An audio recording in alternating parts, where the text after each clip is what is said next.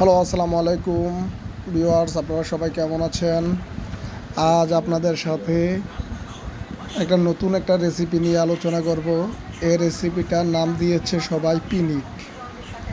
তো পিনিক আপনারা যদি বানাতে চান, তাহলে প্রথমে আপনারা হাফ গ্লাস দধি নেবেন।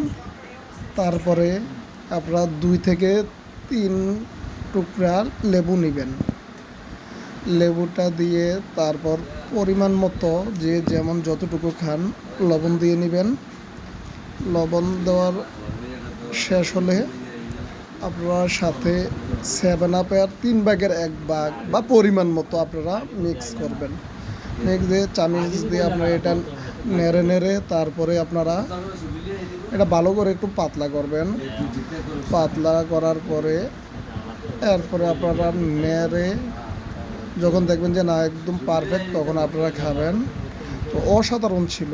আজ আমি ট্রাই করেছি, তার আগেও আমি ট্রাই করেছি, আজ ভিডিও করলাম আপনাদেরকে দেখানোর জন্য। তো অসাধারণ ছিল খাবারটা, আর এটাও শরীরের জন্য অনেক